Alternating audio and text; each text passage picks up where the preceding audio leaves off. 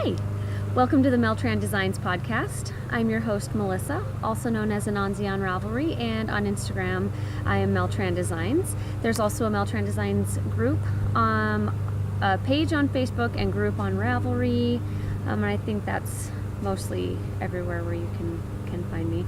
I'm sitting outside today. Of course, the next door neighbor decided to start mowing his lawn right before I pushed record, so sorry for the outside, the extra noise. Of course, all of the noise is going to be outside noise today. I was asked to please record again. So here I am.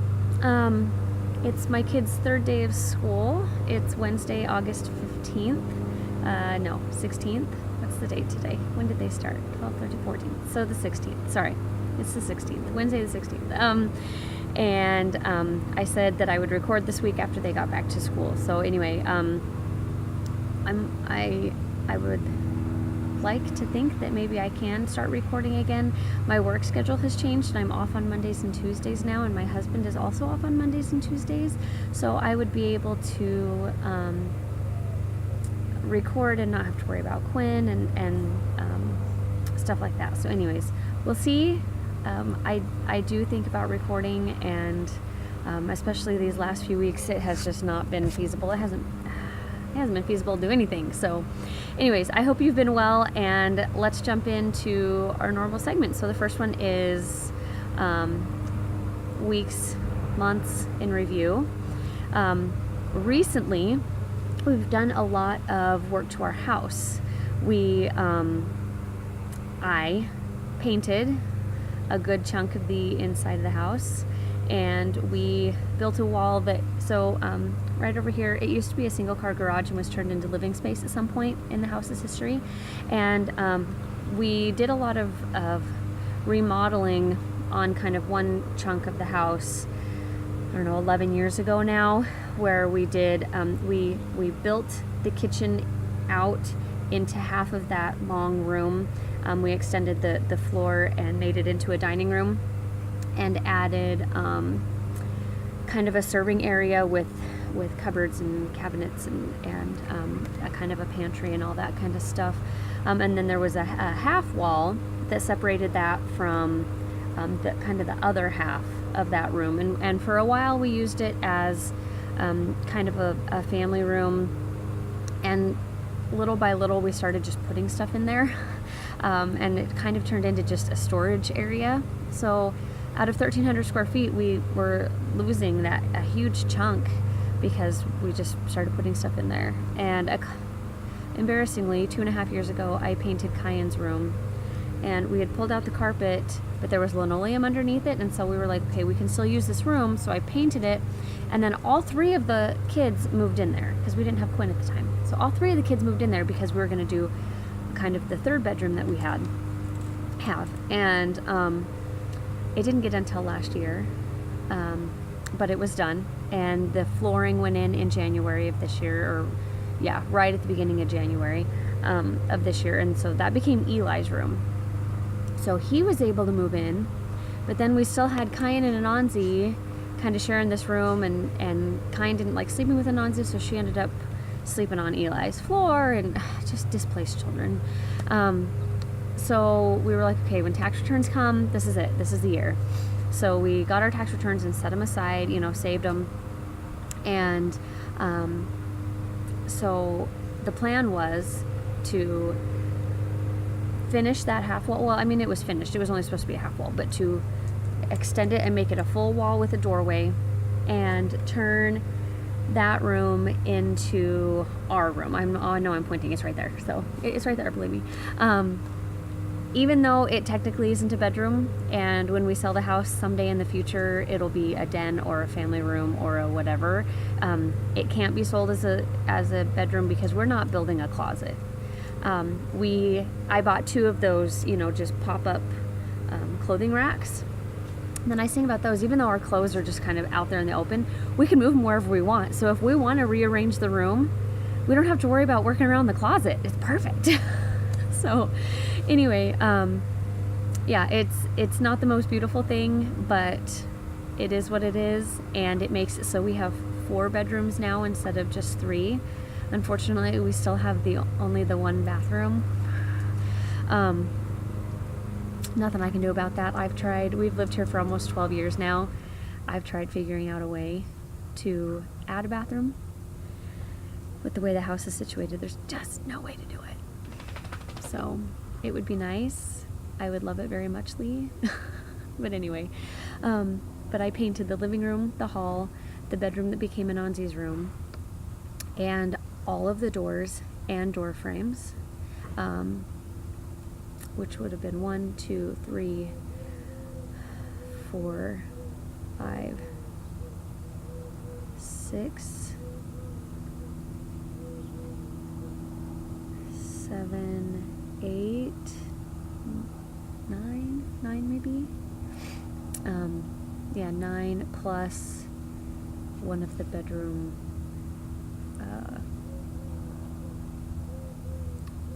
closet doorways, and then the living room window and Anansi's room window frame. So anyway, lots of painting. My left knee still hasn't quite recovered. I don't have knee problems, but now I can't squat down. I don't know if you can see. Oh yeah, there's Lucy. Anyway, yeah, I'm still working through it. But we do have a wall, we have a room. Unfortunately, Lowe's did not order enough carpet somehow. So I called and had words with them. I did not yell. But I was in a lot of pain when I called because it was the day after we had finished everything, and I was not very nice or happy. And they apologized profusely and said they were refunding part of our purchase cost, and they were going to try to expedite it, blah, blah, blah, blah. Anyway, so the room that Jake and I are in now, it has the tack strip and the padding, and then all sorts of carpet remnants. Enough that most of the carpet is covered, or most of the flooring is covered. So we just put the mattresses in there, because I was like, I'm not going to set up the bed, just take it down. So we've put that and our clothes and a few odds and ends like totes and stuff just to get them out of the way, because all of our stuff was moved into the dining room and the kitchen and Eli's room. So we had a lot of unlivable space there. So we're trying to get everything put away, but we have to put the stuff in our room at least that goes in there, except for our dresser. I'm not moving that again. It's in the dining room against that new wall, but we're at least just putting the stuff in there, but it's going to be easy to just move back out when the carpet does come in. So other than that, everything looks amazing. The huge silver lining though to not getting that carpet is that I ran out of time to paint that room, and so now I can paint it without having to worry about ruining the carpet. I can just roll up those remnants and move them out of the way, and it doesn't matter if the padding gets a little bit of paint here and there on it. So anyways, and we don't have a door on it quite yet. We've decided to put a barn door on there,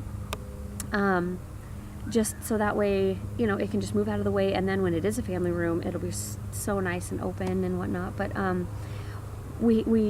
Jake needs to finish mudding that wall. He's done kind of one layer, but the texture needs to match the other walls, and it wasn't just that spray texture. They like hand formed it, which, I mean, it's not like crazy intricate, but it's just drywall mud that they just kind of, did around. So anyway, yeah, so he needs to do another layer on that before we can put the hardware up. So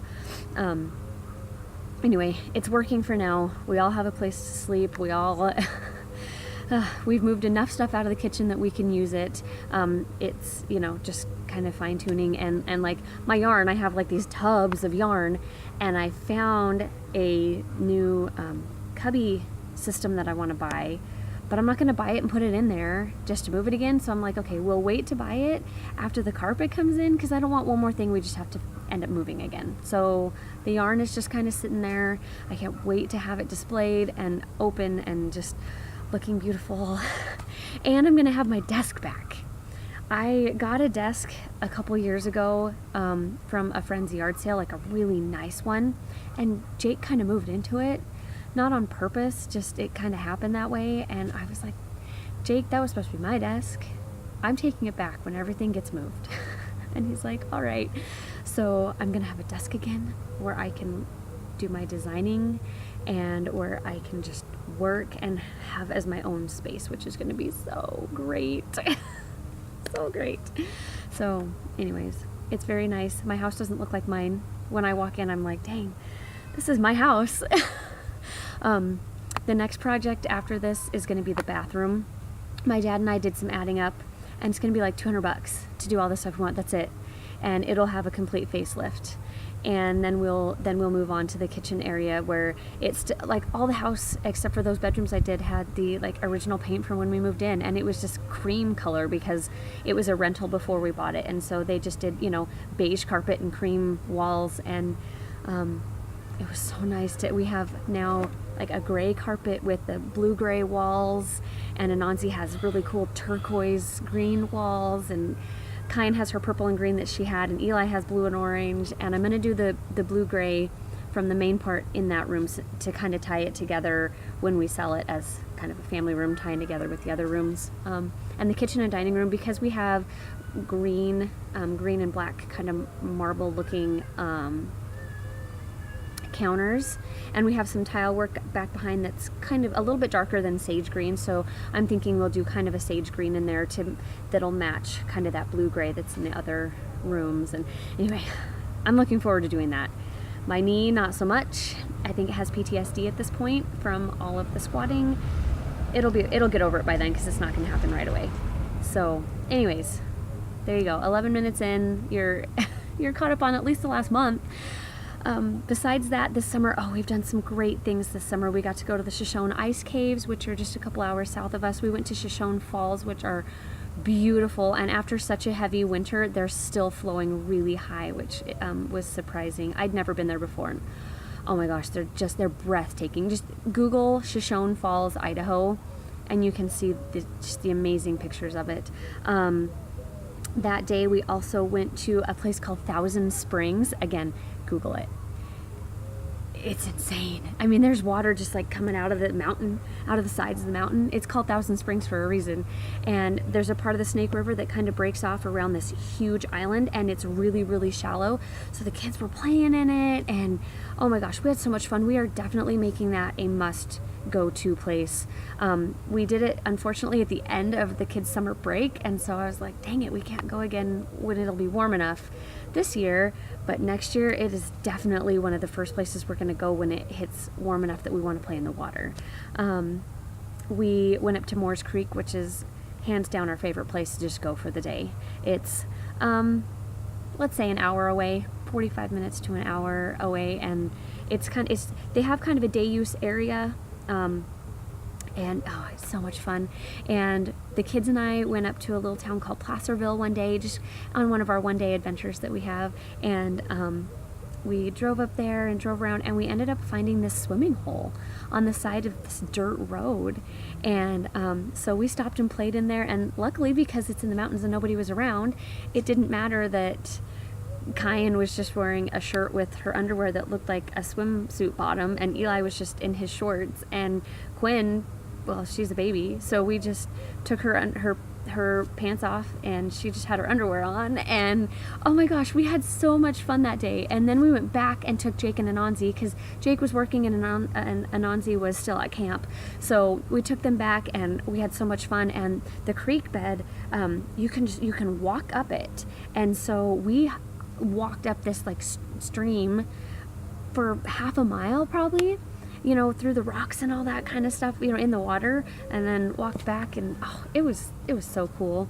We just have done a lot of local outdoor things. We did go to my sister's house in Pocatello for a weekend, and that was a lot of fun. They have a new splash pad over there that we went to, and their city park, city pool, is like its own water park. There's a lazy river, and there's a whole area for kids to play, like this big kids area, and they have a huge just regular swimming pool, and in the middle of the lazy river they have this like lily pad thing that you hold onto the netting above, and you try to get across it, and they have like water basketball and a tube slide, and it was super cheap to get into. For a whole family it was like $30, because it's just the city pool, so that was awesome.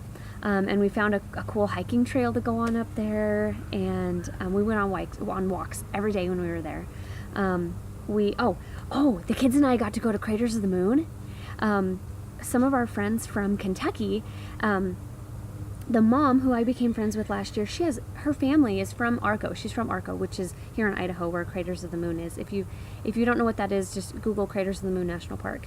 But there's a thing called Atomic Days that they have there, and it's like the third weekend in July or something like that, and it's celebrating that they were the first city in the world to be run off of atomic power or nuclear power, whatever.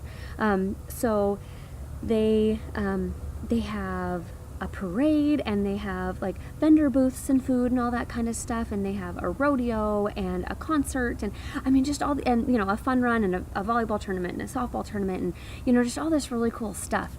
And she brings her family over here every year during that, and her youngest daughter is only a month different in age from Anansi, my oldest, and so they became really good friends last year. And so we made reservations at the KOA over there, of course, me, KOA, you know how much I love those, and got to go there in July, like the 16th or the 18th or something like that, 14th to the 16th maybe, I think that sounds right. And oh my gosh, we had so much fun. The parade was, there are parades and there are parades, and it wasn't like one of those crazy big ones, but it wasn't just some little small town thing that you'd expect. First of all, I heard that there were like ping pong balls thrown out and that you can turn them in for something. That's all my friend knew. So we're sitting there kind of hovering away in this little bit of shade because the sun, it was 100 degrees, and so we were hiding from the sun until the parade started. And her brother-in-law says, you guys, come on. And so we were like, oh, the parade is starting. So we ran out to the edge of the road, and I saw this plane coming. I was like, oh, they're doing a flyover type thing. And it was just a crop duster, but I was like, small town, maybe a local guy. They get above us, and ping pong balls start falling from the sky. Not even lying, you guys. They drop all these ping pong balls from the sky. It was so cool. And everyone just starts scattering and picking them up like Easter egg hunt. Well, we find out that you can go down the block to the sheriff's office, and each kid can turn in up to 5, and they get a 50-cent piece per ping pong ball. So my kids all had like 3 or 4 each. And they were, it was cool. It was just this cool thing. The sheriff's deputies were walking around handing out Otter Pops. People were throwing out Otter Pops from their things because it was hot. I ended up eating like 3 because my kids were like, I've had like 5, Mom. So we were all eating Otter Pops and trying to stay cooled off. Well, towards the end of the parade, there's this banner, people carrying this banner that says Water Parade starts here. And oh my gosh, was it ever. The irrigation department is walking. Sorry, there's a hair that keeps catching. There it is. The irrigation department has, those huge sprinklers. They had those spraying off the side. The fire department is spraying. They were, oh my gosh, the kids were drenched. And to tell you how hot it was, they were dry within 20 minutes after that. But anyway, Anansi and Kyan left and went and hung out with my friend and her family, and my sister came up for the day because Pocatello is only a little over an hour away from there. So she came up and hung out with Eli and Quinn and me, and we went down to the park and walked around, and they played, and then we went back to our camp spot and hung out. And in the summer, the KOA has ice cream socials each night, $1 a scoop. And so we and they're generous sized scoops, and they have sprinkles and stuff. So we had ice cream and hung out, and anyways, it was just such a great weekend. It was so much fun to get to see my friend, and for Anansi to get to see her friend. She actually stayed with them the entire weekend, so I didn't see her. And then when Kyan was with her, I was down 2 kids, and then Kyan came back, but Eli went home with my sister and spent the night with her. He had some one-on-one time down there, and I loved that they were all having fun, but at the same time I was like, I haven't had all 4 of my kids this whole time, but it's all right. We all had fun, and it was great. So anyways, I think that's everything from the summer, and I'm not going to go back any farther from that except to say that the retreat was amazing. And that's going to tie into stuff that I talk about a little bit later, but the retreat was so much fun. I'm going to show you a project that I'm making, the one and only project I'm working on that I'm making from yarn that I bought there. The vendors spoiled us rotten this year. So yeah, we had a room packed with amazing vendors, and the attendees also came ready to support those vendors. Let's just say they had a much better year this second year than they did the first year. So anyway, it was a lot of fun. The classes were amazing. I think I talked about this maybe. I did a podcast a couple months back, but I put it up on Facebook and Instagram. I did like a live recording because I just like had my phone and just wanted to talk to you guys and just threw it up there. I need to find out how I need to download the right stuff so I can go to YouTube live at the same time, and then I could just do a live recording and not have to worry about uploading it and all that stuff. Ugh. So anyways, now that things are starting to get some semblance of normal, I should be able to do that. So, part of the summer too, because I was talking about summer, I did go down to Vegas for a week. That was a lot of fun. I got to stay with my friend Marilyn. Hi, Marilyn. She's the reason I'm recording today. I stayed with her on my way down, and that was such a treat, getting her just all to myself. Her husband was there. He let me share her with him, but it was so great because I really just see her at the retreat, and so such a treat to get to see her for the whole night, and she's just spoiled me. And on my way home, I got to stay with them again, which 2 times in 1 week. I was down there for the Plexus convention.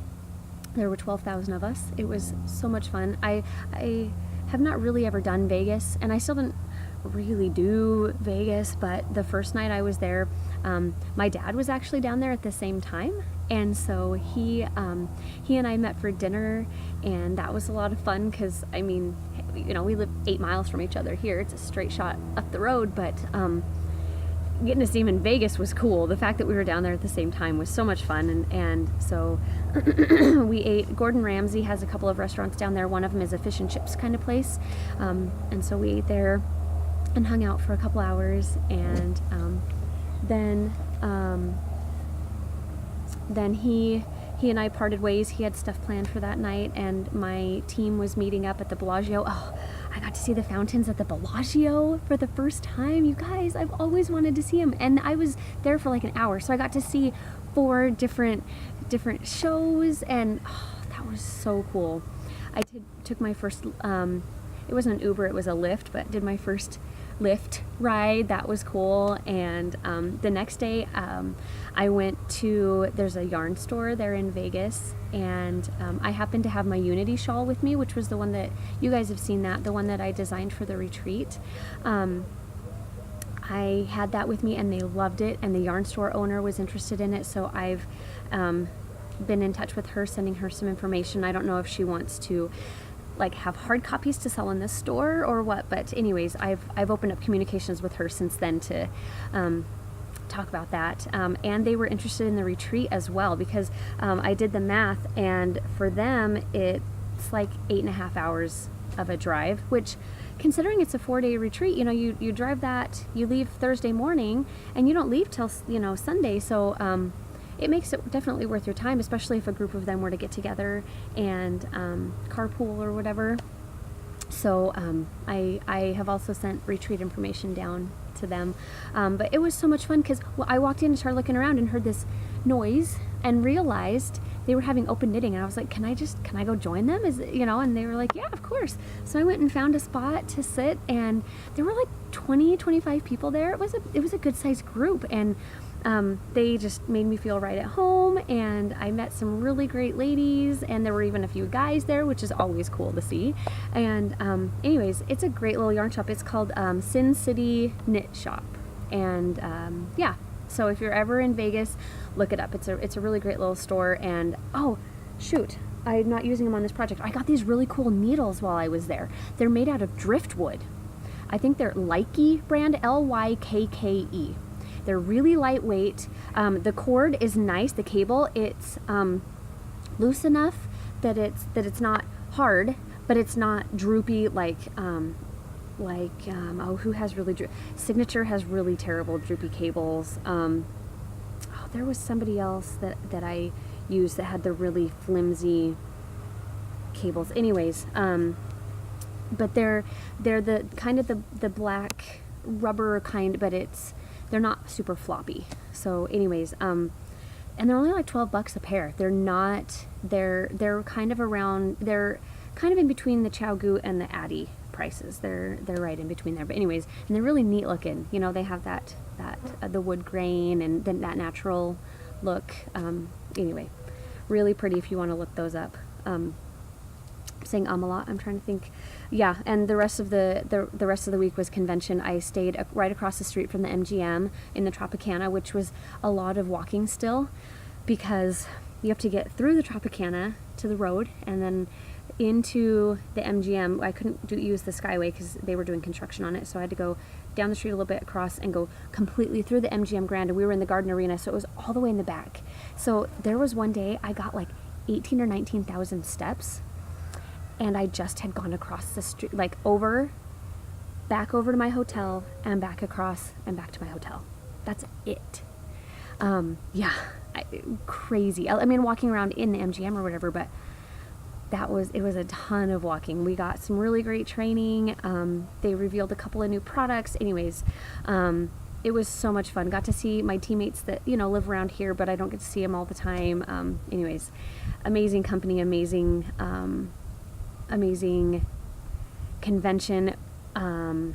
Kelly Clarkson did a private concert for us. Oh, it was so much fun. She's amazing and was amazing, so much amazing. She was hilarious too. She's kind of a nerd, but in a good way, just kind of makes fun of herself, and she messed up one time and just totally made fun of herself for it. And yeah, that was fun. And David Copperfield actually popped out on stage at one point. So anyways, it was good. So that's everything. I think 26 minutes. Good grief. I could have, the rest of this isn't even going to take that long, because when you see the one thing I'm working on.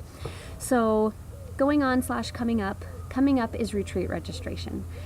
September 15th is when it goes live. Spaces are going to fill up fast. I have talked to a couple of different yarn stores and sent off packets of information to a few others. I do have more brochures. I'll show that to you, what I have, if you do want me to send some to your local yarn store, or to you if you're within, I mean, an 8.5, 9 hour drive from Albion, Idaho.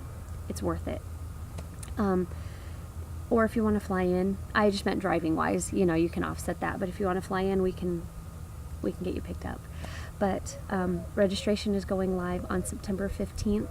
The same $200 fee applies for the first 2 months that registration is open, and then the price will change, and I'll go over that here in a second. But please consider coming. This will be year 3. We're established. We're in a good flow. It's going to be, we're going to have great vendors. We're going to have great classes that, with having new people coming, I don't know what the classes will be yet, because that's set up by you guys who come. I put that up around January. I'll start putting stuff up in the Ravelry group in the Facebook page and saying, hey, what do you guys want to learn? What do you guys want to teach? What do you want on the schedule? So we will have those, and anyways, whatever other cool things I can find to add to it. Like I said, I had these brochures made up. The dates you can see are the 19th to the 22nd of April. And this is actually the front of the retreat center. It's an old college campus. This is the men's dorm that they've renovated. So right here it has registration information, and it also has driving distances. I'll put that closer. So if you are close, you can see that from Boise it's 2.5 hours, from Jackson, Wyoming 3.5, Pocatello just a little over an hour, Las Vegas 8.5 hours, Salt Lake 2 3/4 hours. Vegas is also not Vegas. Reno is fairly close. Lots of places that can get there very easily. Talks about your weekend getaway. It also says, I made sure to put in there, whether you've been crafting for 20 years or 20 minutes, there's a space for you. People have a misconception that you have to be this experienced whatever crafter that you are. No, just come. That's what it's all about, being around your fellow fiber enthusiasts. The schedule is relaxed. It talks about that, and that that you can explore the grounds. You can go to City of Rocks which isn't very far away, and go on a hike if you want to. It's up to you. You can do as little or as much as you'd like. Make it yours. The marketplace, which I just talked about.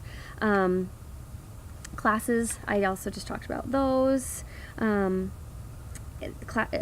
Examples of previous classes: beginning crochet, 200 fair isle knitting, double knitting, core spinning with auto wrap, drop spinning, and I put weaving. That wasn't actually technically a class, that was more of a demonstration, but I ran out of room to say and a weaving demonstration, so I put weaving on there. But if we needed to do a class, I'm sure we could put one together. We have enough weavers and stuff, we could figure it out. The next section here says, so what's it going to cost me?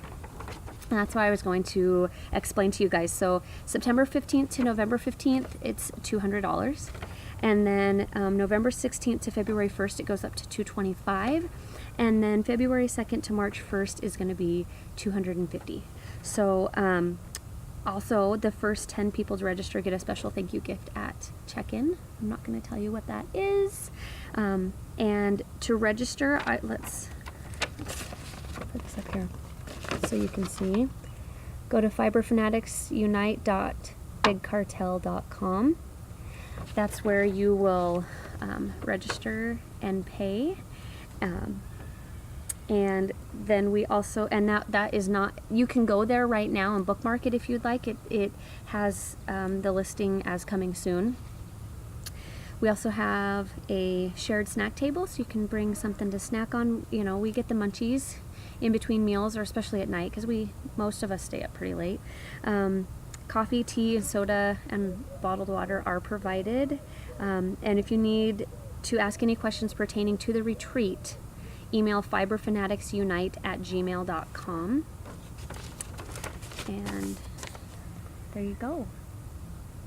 I would love it if you guys would come join us. We really do have a great time. If you have, like I started to say earlier, if you do have a yarn store you want me to send some of these to, I can. And I also had a few of these posters made that just have kind of the pertinent information, and I had them put on cardstock, so that way they can hang it in their window or display it or whatever. So I do have like 6 of these left. I had 10 of them made. I've already sent off 4 packets of things to some yarn stores. So anyways, let me know. Talk to your yarn shop owner, see if they would be interested in having some information.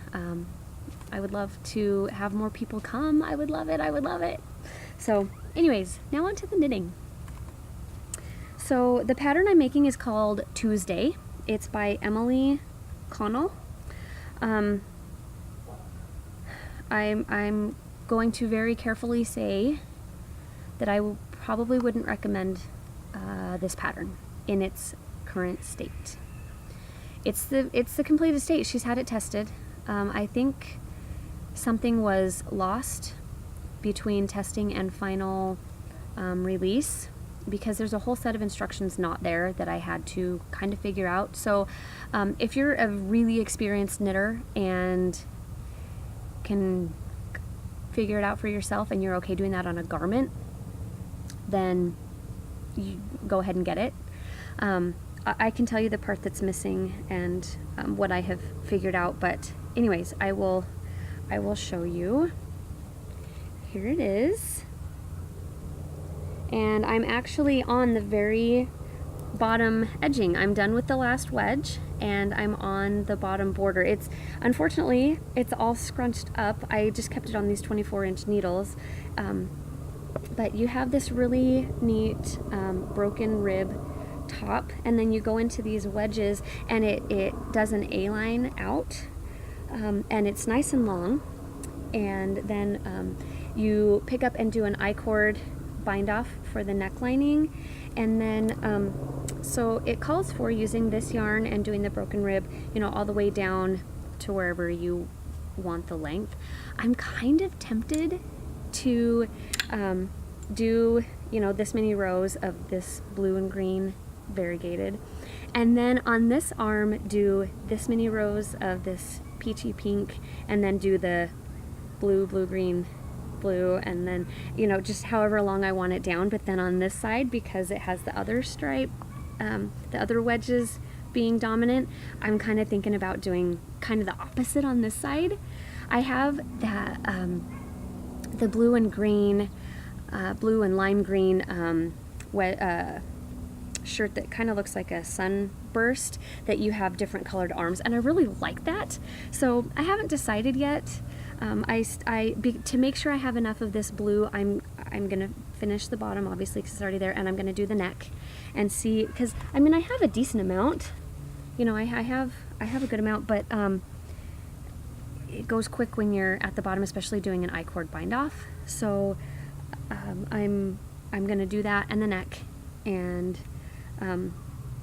then what I might do too is, you know, get this worked down to this many rows, put a lifeline in, and then do the sleeve. And if I don't like it, sleeves, it's not like sleeves take that long, because I'm gonna do a long short sleeve. I love ones that stop right above my elbow. I like that length on me. So I might just do it, and if I like it, then I'll keep it. If not, I'll pull it out to the lifeline and just do this and call it good, you know. Anyway, the thing in the pattern that's missing is, and this isn't giving away enough to give away the whole pattern. It is paid for. So when you're going to be doing the wedges, you know, here's my beginning of the round marker. She has you go so many stitches and put a marker, and then come around to that same number of stitches before here and put a marker, and then you work that wedge doing short rows, and then, you know, you work around and put the darker one in and go on to the next wedge. Well, it says for wedges 1 and 2 follow these directions, and then 3 through 8 follow these directions. Well, if I did the same directions, I would just have a bunch of wedges built up on one side. She didn't say for 1, 3, 5, you know, like 1, because 1 and 2 you don't increase. So for 1 do this, and for 2 do this. So I messaged her. She hasn't gotten back to me. I've been a little disappointed in the response time, because she's actively designing and having designs tested. So I was gonna say test knit and then stopped. So I know she's on Ravelry, and I've actually test knit for her. So I'm less than impressed. But anyway, so what I figured out to do, after I messaged her and said, hey, I think you forgot a whole set of instructions, because you can't just keep building on the one side. I found the halfway point and put a marker here, and then when I needed to do the other side, so the lighter blue-green ones, I would knit over to that, and then do the other side and knit around, and then started doing those. And anyways, it worked. It definitely is not for somebody who has to just follow a pattern, because you have to, you know, figure it out on your own. But yeah, I'm not impressed that a whole chunk of instructions was gone. So I essentially paid $6 for partial instructions, or $5.50 or whatever it was. So anyway, it is what it is at this point. I'm almost done in spite of her directions. I do want to show you the colors though, and kind of what I was thinking when I bought them together. So this one, it's actually a sport weight yarn. It says it's a sport weight, but from this company, I've noticed sport and fingering weight are pretty much interchangeable. You just get less yardage with the sport. But anyways, I got gauge with it, and it was fine. So it's these beautiful blues and greens, and notice that it's not sparkly. It's just these nice blues and greens. And then I grabbed this yarn that is actually fingering weight, and it's actually a little bit of a lighter fingering weight. It comes in a put up of like 460, so it is definitely lighter than what this sport weight is. But because this was in the ribbing, and then this goes into the stockinette, but it's knit and purl back stockinette back and forth, and I knit looser in that kind of stockinette because my purling, I should say I produce a looser gauge because my purling is looser than my knitting, and so I was able to get gauge with both on the same needles, which is cool. So I got this blue-green because I thought that went with it really well as an accent that coordinated. And then, so these are from Madsen Originals, And then I went over to Blue Savannah, and because we were all in the same, because it was in the same room, I just had them in my hands, and I was walking back and forth, and I had all these different, luckily they didn't care that I was walking around with their yarn. But I found this one that I thought accented really well, and it reminds me of the ocean, because you have like the deeper oceany blues and greens, and you get those lighter ones as well, and then you get the sunrise and the sunset that has all those beautiful pinks, and sometimes the coral can be a lighter pink, or the shrimp that you can see walking around there. And so anyways, it's very oceany, and I love that these two are sparkly and this one isn't, because it also adds a little bit of contrast to it. And the water is kind of sparkly sometimes and stuff. So anyways, that's how I came about those. And the peachy pink is from Blue Savannah. They both are awesome, and both on Etsy, Blue Savannah and Madsen, Madsen Originals. And Blue Savannah is in Idaho Falls, so she's just on the other side of the state, but Madsen Originals, she's actually a friend of mine that lives just in the next town over. So anyways, and you can see how they all come together. And I'm thinking when this is done, I might need a new pair of leggings to go with them. I mean, right? So anyways, I'm knitting this on a size 3. I'm so close to being done, and I can't wait. All of this is from the retreat, and the stitch marker is even from the retreat, and these stitch markers aren't from this year's retreat, but they're from Marilyn. She gave me at last year's retreat. So retreat goodness, and I get to wear it next year for it. So anyways, that is everything. I somehow made this last 41 minutes. Go me. I have been doing some spinning, but I didn't bring it with me because I haven't been working on it in a while. I was actually spinning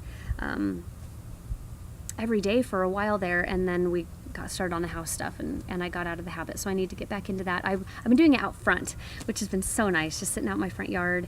And we got a canopy, one of those pop-up canopies that like vendors use, and we put it up because we don't have outdoor living space at our house really. It's set up really dumb, and so we've been using that as kind of a makeshift porch. And a friend of mine, I do want to show you this, a friend of mine does a lot of work with Plarn, yarn out of plastic bags, and she makes these really awesome mats where she warps her loom with just like some red heart or any acrylic that can stand up to wear and tear, and then the weft is these plastic bags. And what's great about it, she uses it outside of her RV as a mat, as a clean your feet off mat, doormat, and can just spray it off if it gets dirty. And I was like, and she brought this in a few weeks ago to knitting, and I was like, oh my gosh, I could use that outside of our tent when we go camping. And she's like, oh, here, take it. Okay, but actually what I've been using it for is when I'm sitting outside on the grass, I put it under me so that my feet don't get wet, because I've been coming out in the mornings, but also I can put my wheel on it and it doesn't get wet. So, and it's all these fun colors. Oh, and it's blocking me from the sun for a second. So, and you can see it's a good size, maybe 2.5 by 3.5, maybe something like that. Feet, obviously not inches. So it's fun, and it's surprisingly soft considering what it is. It's surprisingly soft and pretty squishy, so it's nice to walk on. So anyways, that's now all that I have for you. I hope that you have a wonderful week. I will do my best to try to come back and record again. I do really enjoy talking to you, and hopefully now that things have settled down, I can get into a bit of a rhythm and talk to you guys every week or every other week or something. So anyways, until next time, keep knitting. Bye.